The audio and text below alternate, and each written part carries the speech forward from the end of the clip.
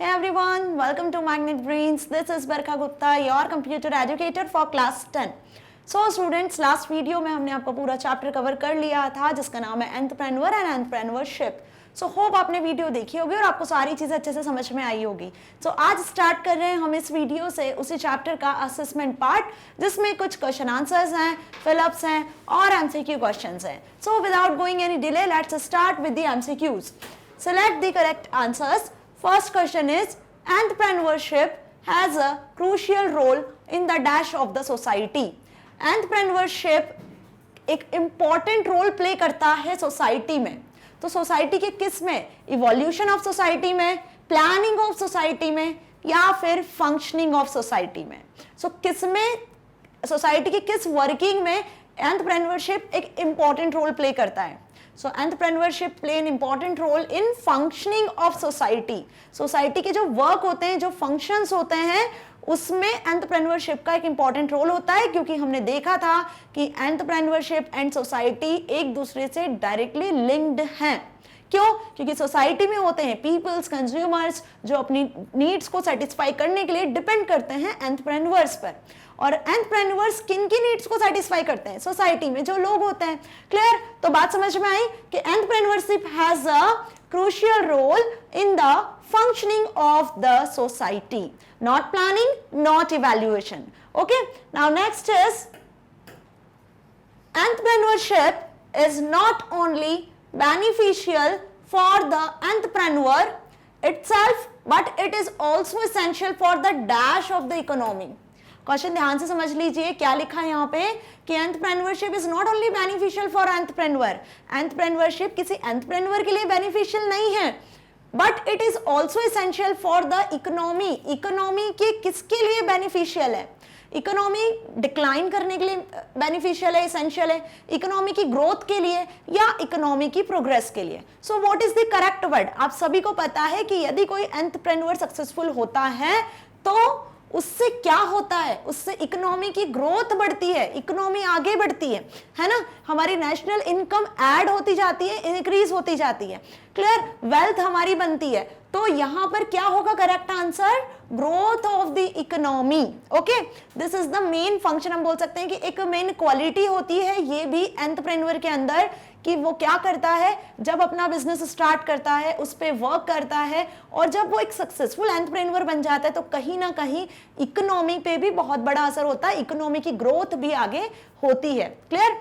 So next is entrepreneurship benefits. The entrepreneurship benefit है किसके लिए? एंटरप्रेन्योर के लिए, entrepreneur and his family, entrepreneur as well as the society. तो अभी फर्स्ट क्वेश्चन में हमने डिस्कस किया था क्या कि एंटरप्रेन्योरशिप जो है वो बेनिफिटेड है किसके लिए? सोसाइटी के लिए. क्यों? क्योंकि एंटरप्रेन्योरशिप और सोसाइटी दोनों आपस में डायरेक्ट लिंक करते हैं. So what is the correct answer? Entrepreneurship as well as the society. Clear? Next is entrepreneurship is a good option for. Entrepreneurship good option किसके लिए है? करियर चॉइस के लिए, मेकिंग क्विक मनी या doing charity. तो entrepreneurship good option इन तीनों में से किसके लिए है? अब इसका आंसर आप सभी बहुत अच्छे से कर सकते हैं क्योंकि लास्ट वीडियो में मैंने इसको बहुत डिटेल में एक्सप्लेन किया था. लास्ट वीडियो में हमने क्या पढ़ा था? मिथ्स अबाउट एंटरप्रेन्योरशिप कि लोगों ने क्या मिसकंसेप्शंस बना रखा है एंटरप्रेन्योरशिप को लेकर और क्या क्या करियर ऑप्शंस थे आगे एंटरप्रेन्योरशिप के लिए. सो यहाँ पे एंटरप्रेन्योरशिप किसके लिए गुड है? मनी को जल्दी से बनाने के लिए, मतलब बहुत ज्यादा मनी को अर्न करने के लिए, या फिर चैरिटी के लिए, या फिर अपने करियर चॉइस के लिए, आपका करियर आगे एक एंटरप्रेन्योर के फॉर्म में बन सके. सो यहाँ पे हमने क्या किया था, बहुत सारे ऐसे पर्सन्स भी देखे थे, सक्सेसफुल पर्सन्स, बिजनेस पर्सन्स जो एक सक्सेसफुल एंटरप्रेन्योर भी थे. जैसे हमने बात करी थी अंबानी की, बिल गेट्स की, स्टीव जॉब्स की. आप इन सभी को अच्छे से जानते हो ना कि अलग अलग कंपनीज के ऑर्गेनाइजेशंस के क्या है, फाउंडर्स है. सो यहाँ पर एंटरप्रेन्योरशिप क्या है? एक गुड ऑप्शन है करियर चॉइस के लिए. ओके, क्योंकि यदि हम अपनी बात करते हैं या आपकी बात करते हैं तो हम लाइफ में क्या करना चाहते हैं? हम लाइफ में एक सक्सेसफुल पर्सन बनना चाहते हैं, राइट? क्योंकि जॉब तो हर कोई करता है लेकिन जॉब से हटकर यदि आप कुछ करना चाहते हो तो आपको एक सक्सेसफुल एंटरप्रेन्योर बनना चाहिए. ओके, तो यही आपके करियर का सबसे बेस्ट ऑप्शन होगा. Clear? So what is the good choice? The good option is a career choice. Now next is, entrepreneurs are born with special qualities, deceptive या visionaries. जो एंटरप्रेन्योर्स होते हैं वो एक स्पेशल क्वालिटीज के साथ बॉन्ड करते हैं या डिसेप्टिव होते हैं या विजनरीज होते हैं. देखो ये मिथ्स हैं दोनों, जो मैं फर्स्ट और सेकंड की बात कर रही हूँ. हमने ये मिसकंसेप्शन देखे थे कि कुछ लोग ऐसा सोचते हैं कि एंटरप्रेन्योर्स बॉर्न होते हैं, उनके अंदर पहले से ही बचपन से ही बॉर्न होते से ही वो क्वालिटीज होती हैं एंटरप्रेन्योर बनने की, राइट. बट क्या ये मिथ सही है, ये मिसकंसेप्शन सही है? बिल्कुल नहीं. तो एंटरप्रेन्योर्स बॉर्न नहीं होते हैं. एक स्पेशल क्वालिटीज जो एंटरप्रेन्योर के अंदर होनी चाहिए, जो स्किल्स होने चाहिए, ओके, जो क्वालिटीज होनी चाहिए, वो कब बनती है? वो जब बनती है तब वो उसके अंदर, पर्सन के अंदर कुछ लर्निंग स्किल्स डेवलप होते हैं, वो बिजनेस में इंटरेस्ट लेने लगता है, उसको खुद का बिजनेस करना है, तो उसके लिए उसके अंदर अपने आप क्वालिटीज डेवलप होने लगती है. प्लस साथ में आपको एक एजुकेटेड पीपल भी होना चाहिए, नॉट मोर एजुकेटेड, बहुत ज्यादा एजुकेटेड बनने की या बहुत MBA वगैरह कोर्स करके बिल्कुल एकदम उसकी भी नीड नहीं होती. यदि आपके अंदर क्वालिटीज हैं, आपके अंदर प्रॉब्लम सॉल्विंग स्किल्स है, आपके अंदर वो सारे स्किल्स है जो हमने पढ़े थे, तो आप एक सक्सेसफुल एंटरप्रेन्योर हो सकते हो. Okay, then deceptive. क्या एंटरप्रेन्योर्स डिसेप्टिव होते हैं, धोखेबाज होते हैं क्या? ऑलवेज ऐसा नहीं होता है. कुछ केसेस, बहुत कम ऐसे केसेस होते हैं कि जो एंटरप्रेन्योर्स क्या होते हैं, डिसेप्टिव भी हो सकते हैं. कुछ केसेस इन द सेंस कि हमेशा ऐसा नहीं होता है कि हर बिजनेसमैन धोखेबाज हो, डिसेप्टिव हो, है ना. बट हम यहाँ पर क्या बात कर रहे हैं कि एंटरप्रेन्योर्स आर विजनरीज. एंटरप्रेन्योर्स वो होते हैं जो गोल ओरिएंटेड होते हैं, जिनका लाइफ में एक ड्रीम होता है, एक गोल होता है, और उसी पे बेस्ड वो आगे काम करते हैं, हार्डवर्क करते हैं और अपने करियर ऑप्शन में आगे बढ़ के सक्सेस को अचीव करते हैं. So what is the correct answer? Entrepreneurs are visionaries. Okay, और इसे हमने डिटेल में भी डिस्कस किया था, इस पॉइंट को, विजनरीज को. Now entrepreneurs play a key role in increasing the dash of living in a community. अब एंटरप्रेन्योर्स जो है वो एक की रोल प्ले करते हैं. की रोल कौन सा? इन इंक्रीजिंग द, किसको बढ़ाने में? Dash of the living in a community. Community में जो लोग रह रहे हैं उनको, उनकी क्या बढ़ाने में एक की रोल प्ले करता है. मतलब एंटरप्रेन्योर का जो मेन रोल होता है सोसाइटी में, कम्युनिटी में, वो क्या होता है? बेसिकली एफर्ट्स, कॉन्फिडेंस या स्टैंडर्ड. जब एंटरप्रेन्योर्स होते हैं वो सोसाइटी से रिलेटेड होते हैं, लोगों की नीड्स को फुलफिल करते हैं. ओके, अब जॉब सीकर्स नहीं होते हैं, जॉब क्रिएटर्स होते हैं. ये भी देखा था हमने कि जो एंटरप्रेन्योर्स होते हैं वो जॉब सीकर्स नहीं होते हैं, जॉब क्रिएटर्स होते हैं. विजनरीज होते हैं, उनके अंदर वो सारी क्वालिटीज होती हैं. ओके, अपने अंडर वो इंप्लॉइज को एक टीम वर्क के फॉर्म में लेके चलते हैं. जब वो हाई इनकम को अचीव करते हैं तो वो इनकम को भी डिवाइड करते हैं. ओके, ये भी देखा था हमने, डिवीजन ऑफ इनकम. तो उससे जो सोसाइटी में, जो कम्युनिटी में लोग रह रहे हैं, उनका क्या इंक्रीज होता है? उनका एफर्ट इंक्रीज होता है, उनका कॉन्फिडेंस इंक्रीज होता है, या उनका स्टैंडर्ड ऑफ लिविंग इंक्रीज होता है? ऑब्वियस उनका क्या इंक्रीज होता है? Standard of living. Standard of living जब इंक्रीज होगा तो ऑटोमेटिकली उनके अंदर कॉन्फिडेंस बढ़ेगा, राइट. और फुल एफर्ट के साथ जब वो काम कर रहे हैं तभी तो अपना स्टैंडर्ड ऑफ लिविंग को आगे बढ़ा पा रहे हैं, राइट. तो what is the correct answer? Standard of living. Clear? Next is, To be a successful entrepreneur, you must be. एक सक्सेसफुल एंटरप्रेन्योर बनने के लिए you must be क्या होना चाहिए? गोल ओरिएंटेड होना चाहिए आपको, या टेक्नोलॉजी ड्रिवन होना चाहिए, या रिच होना चाहिए? तो अभी हमने डिस्कस किया कि एक सक्सेसफुल एंटरप्रेन्योर बनने के लिए आपके अंदर क्या होना चाहिए, किन किन क्वालिटीज का होना चाहिए. कौन कौन सी क्वालिटीज होती है सक्सेसफुल एंटरप्रेन्योर की? सबको पता है, लास्ट वीडियो में मैंने डिस्कस की थी. क्या क्या क्वालिटीज हमने डिस्कस की थी? एंटरप्रेन्योर डिसिप्लिन्ड होना चाहिए, कॉन्फिडेंट होना चाहिए, सेल्फ स्टार्टर होना चाहिए, है ना. बहुत सारे जो स्किल्स थे वो हमने पढ़े थे. क्लियर? गोल ओरिएंटेड होना चाहिए, विजनरीज होना चाहिए, मतलब उसका एक विजन होना चाहिए. तो यहाँ पे करेक्ट आंसर क्या है कि एक एंटरप्रेन्योर सक्सेसफुल कब बनेगा? जब वो किसी गोल पर काम करेगा. ऐसा नहीं कि आज उसका कुछ गोल था, उसने वो अचीव कर लिया, फिर कल उसका कोई गोल और चेंज हो गया, कहीं और बिजनेस कर रहा है वो. ऐसा नहीं होता है. जो एंटरप्रेन्योर होता है वो स्टार्टिंग से लेकर अपने बिजनेस को सेल्फ स्टार्ट करता है, सेल्फ स्टार्टर लेकर, इनिशिएटिव लेकर, एट द एंड जब तक कि वो सक्सेस अचीव ना कर ले, अपने गोल को अचीव ना कर ले, तब तक वो हार नहीं मानता है, कभी गिव अप नहीं करता है. ओके, सो ऐसे ही थोड़ी बिल गेट्स और ये जो हमने एंटरप्रेन्योर्स के नाम देखे थे वो सक्सेसफुल बन गए अपनी लाइफ में. कितना हार्ड वर्क किया है उन्होंने, जब जाके वो क्या बने हैं? एक सक्सेसफुल एंटरप्रेन्योर बने अपनी लाइफ में. Clear? So what to be a successful entrepreneur, यदि आप एक सक्सेसफुल एंटरप्रेन्योर बनना चाहते हैं then you must be goal oriented. देखो जब आप गोल ओरिएंटेड होंगे, आपके अंदर वो स्किल्स होंगी, लर्निंग स्किल्स होगी, आप एजुकेटेड पीपल होंगे, तो ऑब्वियस आपके अंदर टेक्नोलॉजी को यूज करने के तरीके समझ में आएंगे कि कैसे हम टेक्नोलॉजी का यूज करके हमारे बिजनेस को आगे ग्रो करें। क्लियर? और जब ये सारी चीजें आपके अंदर होंगी तो ऑटोमेटिकली आप एक ना एक दिन लोगों की नीड्स को सक्सेसफुल करते करते क्या करोगे, रिच जरूर होगे। ओके, मनी आपके कदमों को चूमेगी। तो यही चीज होती है क्या, कि हमेशा आपको क्या होना है, पॉजिटिव रहना है, गोल्स ओरिएंटेड रहना है, डिसिप्लिन रहना है, कॉन्फिडेंट रहना है। फेलियर्स यदि आपके सामने आते भी हैं तो आपको उससे डरना नहीं है, नेवर गिव अप। फेलियर से ही सक्सेस को आप अचीव करते हो। क्लियर? सो ये जो चीजें मैं बता रही हूँ आपको बहुत ध्यान रखनी है इस चैप्टर में। Clear? Now next is The two important personality traits that entrepreneurs possesses are, ये हमने पढ़े थे, मैंने बहुत ध्यान से आपको समझाए भी थे, होप आपको याद भी होगा कि दो ऐसे कौन से पर्सनालिटी ट्रेट होते हैं जो एंटरप्रेन्योर के अंदर होना चाहिए। Two important, optimism uncertainty, perception intuition, motivation या डिस्ट्रस्ट। देखो मोटिवेशन होता है बट डिस्ट्रस्ट नहीं होता है ना, तो ये सबसे पहले तो रॉन्ग हो गया, क्योंकि ट्रस्ट, कॉन्फिडेंट, मोटिवेशन ये तो मेन क्या बोल सकते हैं, स्किल्स होते हैं, क्वालिटीज होती है जो होना चाहिए। क्लियर? अब ऑप्टिमिज्म एंड अनसर्टेनिटी, ये भी ऑप्शन रॉन्ग है। तो कौन सा ऑप्शन करेक्ट हुआ? Perception and intuitions. Perception and intuitions are two personality traits that entrepreneur possesses, जो एंटरप्रेन्योर्स के अंदर होने चाहिए। ठीक है, उसका परसेप्शन और इंट्यूशंस। ओके, इंट्यूशंस यदि उसके पॉजिटिव होंगे, सही होंगे, तो ऑब्वियस वो सही डायरेक्शन में ही वर्क करेगा। और हर चीज को समझने की शक्ति उसकी क्या होना चाहिए, हर चीज को देखने का, समझने का वे क्या होना चाहिए, उसका सही होना चाहिए। उसका परसेप्शन हर चीज को लेकर ओपन माइंडेड पर्सन होना चाहिए एंटरप्रेन्योर। ये भी हमने क्वालिटी में डिस्कस किया था, यदि आपको याद है तो। Okay, so what is the correct answer? The correct answer is perception and intuitions. Clear? Next is entrepreneurs also invest in community projects and provide financial support too। बहुत ध्यान से समझिए कि एंटरप्रेन्योर क्या करता है, इन्वेस्ट इन कम्युनिटी प्रोजेक्ट्स में भी इन्वेस्ट करते हैं, एंड प्रोवाइड फाइनेंशियल सपोर्ट भी प्रोवाइड करते हैं। तो बहुत इजी क्वेश्चन है और इसका आंसर भी बहुत इजी है कि एंटरप्रेन्योर्स यदि कम्युनिटी प्रोजेक्ट्स में इन्वेस्ट करता है तो ऑब्वियस वो किसको फाइनेंशियली प्रोवाइड करेगा, किसको फाइनेंशियल सपोर्ट प्रोवाइड करेगा? कम्युनिटी को, चैरिटीज को या कॉर्पोरेशंस को?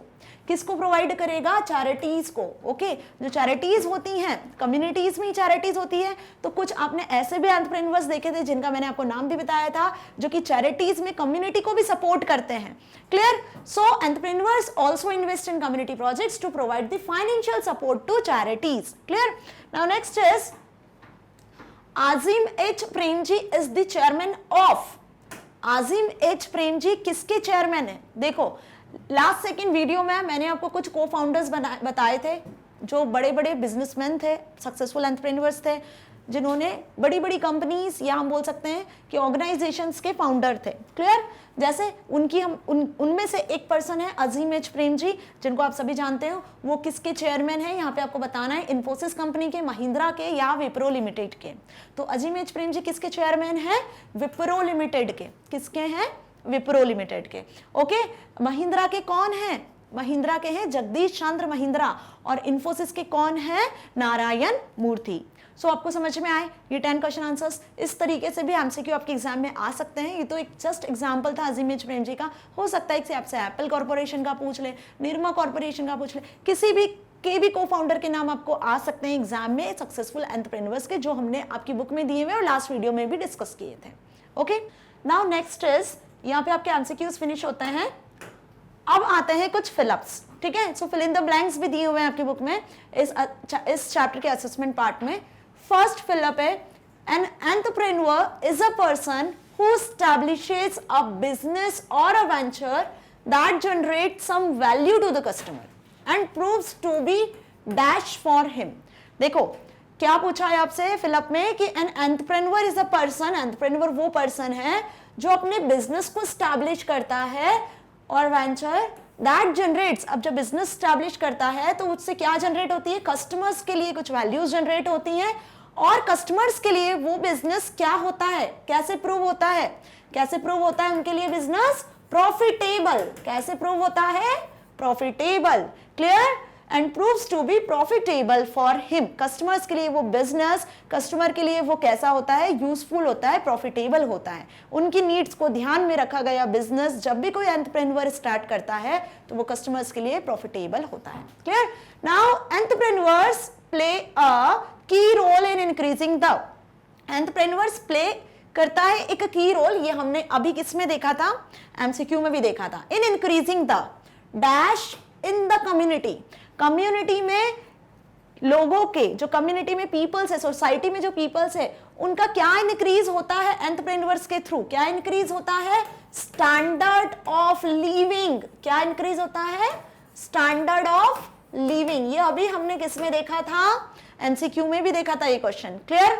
Now third is there is a dash relationship between entrepreneur and entrepreneurship. अब देखो चैप्टर का नाम आपको अच्छे से पता है, एंटरप्रेन्योर क्या है और एंटरप्रेन्योरशिप क्या है। इन दोनों के बीच में कैसे रिलेशनशिप है, there is a dash relationship. तो एंटरप्रेन्योर पता है अच्छे से, बार बार मैं बता चुकी हूं, फिर से बता देती हूं कि अ person who starts the business, वो पर्सन जो बिजनेस को स्टार्ट करता है, कस्टमर्स की, सोसाइटी में जो लोग हैं उनकी नीड्स को फुलफिल करने के लिए, उनकी प्रॉब्लम्स को सॉल्व करने के लिए, तो वो कहलाता है एंटरप्रेन्योर। अब जब वो बिजनेस स्टार्ट कर रहा है तो उसमें क्या रिसोर्सेस लग रहे हैं, क्या प्रोसेस को वो यूज कर रहा है, क्या एक्टिविटीज हो रही है उसके बिजनेस में, है ना, बिजनेस को सक्सेसफुल बनाने के लिए, तो उसे बोलते हैं एंटरप्रेन्योरशिप। तो कैसा रिलेशनशिप है इन दोनों के बीच में, इन दोनों के बीच में रिलेशनशिप है डायरेक्ट। इट मींस कि हम बोल सकते हैं entrepreneur and entrepreneurship are directly related with, okay, इनके बीच की जो रिलेशंस है वो डायरेक्ट रिलेशनशिप एग्जिस्ट करती है। Now when an entrepreneurial venture starts an area, अब यदि कोई एंटरप्रेन्योर, जो एंटरप्रेन्योर पर्सन है वो स्टार्ट करता है कोई एरिया में बिजनेस करना, ठीक है, जैसे हमने देखा था कि यदि कोई स्मॉल एरिया में जो वेल डेवलप्ड एरिया नहीं है, यदि वहां कोई एंटरप्रेन्योर बिजनेस स्टार्ट करता है अपना, the dash of the local area gets developed, तो वहां पे क्या डेवलप होता है, एक लोकल एरिया जो है वो डेवलप होने लगता है। तो एक्चुअली क्या डेवलप हो रहा है वहां पे डेवलप होती है इकोनॉमी। क्या डेवलप होती है, economy of that local area gets developed, clear. The growth of industries and business in backward areas, देखो बैकवर्ड एरियाज में यदि इंडस्ट्रीज और बिजनेस बढ़ते जाते हैं, क्लियर, जैसे इसका एग्जांपल मैंने आपको क्या बताया था, नोएडा, कि नोएडा में स्टार्टिंग में समथिंग कुछ 90s में एक आईटी कंपनी आई थी, लेकिन यदि आज हम बात करते हैं तो वहां पे क्या है, भर भर के आईटी कंपनीज हैं, ओके, ऑटोमोबाइल्स कंपनीज हैं, क्लियर। तो वही बात हो रही है कि the growth of industries and business in backward areas. अब यदि हम किसी बैकवर्ड एरियाज की बात करते हैं, रूरल एरियाज में कुछ विलेजेस हो गई, वहां की बात करते हैं, यदि वहां पे इंडस्ट्रीज और बिजनेस की ग्रोथ होती है, दैट लीड्स टू, तो इससे क्या होता है, दैट लीड्स टू इंप्रूवमेंट्स। क्या बढ़ता है उन एरिया का, उन एरिया का इंफ्रास्ट्रक्चर बढ़ता है। क्या बढ़ता है, इंफ्रास्ट्रक्चर। इट मींस कि वो एरिया डेवलप होने लगता है, क्लियर, एरिया डेवलप होने लगता है मतलब वहां पर एंटरप्रेन्योर्स आते हैं, बिजनेस ग्रो करता है, तो वहां पे लोगों का स्टैंडर्ड ऑफ लिविंग बढ़ता है। यदि रोड्स नहीं है तो प्रॉपर रोड्स हो जाती हैं, ट्रांसपोर्टेशन बढ़ता है, क्लियर। सो होप आपको ये पांचों फिलअप्स भी समझ में आए हैं। आप इसे अपनी नोटबुक में या कॉपी में नोट डाउन भी कर सकते हैं। Now next is entrepreneurs are not job seekers but job dash. हमने डिस्कस किया था कि एंटरप्रेन्योर्स क्या होते हैं, जॉब सीकर्स नहीं होते हैं, वो हर जगह जॉब मांगते नहीं है, नौकरी नहीं करते हैं, बट जॉब क्रिएटर्स। क्या होते हैं एंटरप्रेन्योर्स, जॉब क्रिएटर्स, वो अपने अंडर लोगों को जॉब क्रिएट करके देते हैं। सो दैट्स व्हाई एंटरप्रेन्योर्स क्या होते हैं, जॉब क्रिएटर्स होते हैं, clear. Next is entrepreneurs are dash about the future and are always looking ahead। Entrepreneurs क्या है, dash about the future and always looking ahead, कि हमेशा अपने फ्यूचर के बारे में सोचते हैं और आगे बढ़ने के बारे में सोचते हैं। तो ये एंटरप्रेन्योर की कौन सी क्वालिटी है जिसमें हमने ऐसा देखा था कि entrepreneur are always going ahead, looking ahead, और हमेशा फ्यूचर के लिए ही सोचते हैं। तो उस क्वालिटी का नाम है ऑप्टिमिस्टिक। एंटरप्रेन्योर्स कैसे होते हैं, ऑप्टिमिस्टिक होते हैं, क्लियर, समझ में आ रहा है। Next is successful entrepreneurs dash any distraction that might stop them from achieving their goals. तो सक्सेसफुल एंटरप्रेन्योर्स क्या करते हैं, यदि उन्हें कुछ डिस्ट्रैक्ट करता है, अपने गोल को अचीव करने नहीं देता है, तो ऐसी चीजों को सक्सेसफुल एंटरप्रेन्योर क्या करेंगे, एलिमिनेट करते हैं। क्या करते हैं ऐसे डिस्ट्रैक्शंस को, एलिमिनेट। तो यहां क्या आएगा फिलअप में, eliminate. Next is dash regulations play a significant role in promoting entrepreneurship. कौन से रेगुलेशंस हैं जो क्या करते हैं, एक सिग्निफिकेंट रोल प्ले करते हैं किसमें, एंटरप्रेन्योरशिप को प्रमोट करने में। तो कौन से रेगुलेशंस हुए, किसके रेगुलेशंस हुए जो एंटरप्रेन्योरशिप को आगे बढ़ने में हम बोल सकते हैं प्रमोट करते हैं, गवर्नमेंट के रेगुलेशंस होते हैं। हमने देखा था ना लास्ट वीडियो में, entrepreneurship as a career option में गवर्नमेंट ने क्या किए हैं, ISEED ऑर्गेनाइजेशन डेवलप किया, ministry of skills and entrepreneurship organisation develop किया है, जिसके थ्रू आप एंटरप्रेन्योरशिप को प्रमोट करें, आगे अपने करियर में उसे एक्सेस कर सके। ठीक है, now entrepreneurs realise that every event and situation is a, entrepreneurs realise करता है कि हर इवेंट और हर सिचुएशन उसके बिजनेस में क्या हो, डैश। जल्दी बताओ, इसका आंसर भी बहुत इजी है कि entrepreneur realise that every event and situation is a business opportunities. क्या होगा कि एंटरप्रेन्योर हर चीज को अपने बिजनेस में कैसे लेते हैं, चाहे फेलियर हो या सक्सेस हो। सक्सेस हो तो ऑब्वियस आगे ही बढ़ेंगे, फेलियर्स को भी कैसे एक्सेस करते हैं वो, एज ए अपॉर्चुनिटी, उसमें भी अपॉर्चुनिटी ढूंढते हैं और आगे बढ़ते हैं। क्लियर। तो क्या हुआ इसका answer, entrepreneurs realise that every event and situation, कितने भी बिजनेस में उतार या चढ़ाव आए, ओके, उससे उन्हें फर्क नहीं पड़ता है, वो हर चीज में बिजनेस अपॉर्चुनिटीज को ही देखते हैं। सो यहाँ पे एंड होते हैं फिलअप्स। ठीक है, हमने एमसीक्यू क्वेश्चंस और फिलअप्स देख लिए हैं, आप इसे भी अपनी कॉपी में नोट डाउन कर सकते हो बुक में। सो होप आपको ये फिलअप्स भी अच्छे से समझ में आ गए होंगे। यदि ये पॉइंट्स आपको क्लियर हैं तो ये कहीं से भी किसी भी तरीके से फिलअप में आ सकता है, तो आप कर सकते हैं उसे।